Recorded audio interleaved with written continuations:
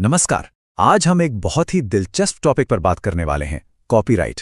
खासकर उन लोगों के लिए जो कुछ बनाते हैं या सीखते सिखाते हैं। सोचिए, कभी स्कूल प्रोजेक्ट के लिए इंटरनेट से कोई इमेज उठाई है? हम में से ज्यादातर लोगों ने कभी ना कभी अपने प्रेजेंटेशन या पेपर्स के लिए ऐसा किया ही होगा, बिना ज्यादा सोचे समझे। पर क्या कभी ये ख्याल आया कि वो जो इमेज हमने इस्तेमाल की उसका असली मालिक कौन है और क्या उसे इस्तेमाल करने के कोई नियम भी हैं? इसी सवाल का जवाब हमें कानून की एक बड़ी ही इंटरेस्टिंग दुनिया में ले जाता है। और ये नियम ही तो हैं कॉपीराइट की दुनिया। तो चलिए आज इसी में डुबकी लगाते हैं।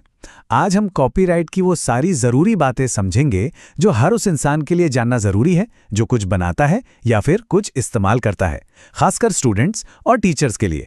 तो सबसे पहले ये समझना ज़रूरी है कि कॉपीराइट असल में है क्या। देखिए, ये एक बड़ी चीज़ का हिस्सा है जिसे हम कहते हैं इंटेलेक्चुअल प्रॉपर्टी या बौद्धिक संपदा। आसान भाषा में कहें तो ये दिमाग से बनी हुई चीज़ें हैं, जैसे कोई कहानी, कोई धुन या कोई नया आइडिया।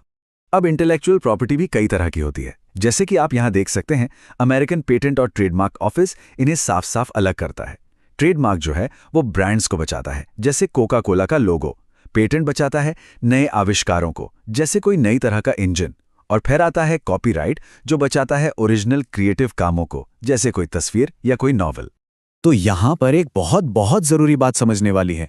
कॉपीराइट किसी आइडिया को प्रोटेक्ट नहीं करता, बल्कि उस आइडिया को जिस तरह से पेश किया गया है उसे प्रोटेक्ट करता है। मतलब मान लीजिए आपके दिमाग में कहानी का आइडिया है, तो उस आइडिया पर आपका कॉपीराइट नहीं है। लेकिन जब आप उस कहानी को लिख देते हैं कागज़ पर या कंप्यूटर पर, तो उस लिखी हुई कहानी पर आपका कॉपीराइट हो जाता है। अब कॉपीराइट कानून के ना दो पहलू होते हैं। ये बनाने वाले को यानी क्रिएटर को दो अलग अलग तरह के अधिकार देता है और इन दोनों के बीच एक बैलेंस बनाने की कोशिश करता है।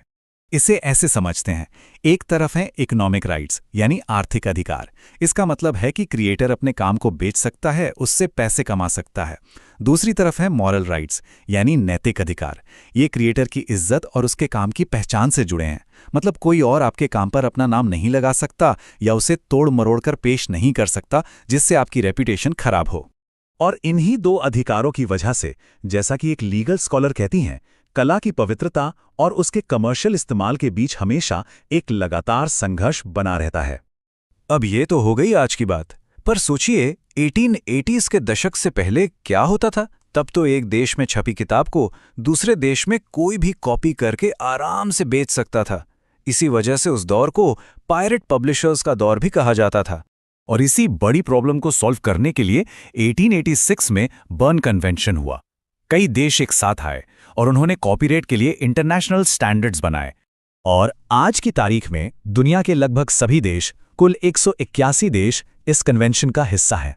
अब इस कन्वेंशन का जो सबसे मज़ेदार और पावरफुल आइडिया है वो ये है कि कॉपीराइट प्रोटेक्शन आपको ऑटोमैटिकली मिल जाता है। जी हाँ, ऑटोमैटिक।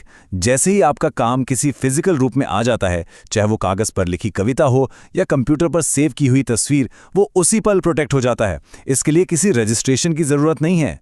तो सवाल ये उठता है कि अगर प्रोटेक्शन ऑटोमैटिक है तो फिर कोई भी किसी और का काम कैसे इस्तेमाल कर सकता है, जैसे स्कूल रिपोर्ट्स में, मूवी रिव्यूज़ में या न्यूज़ में?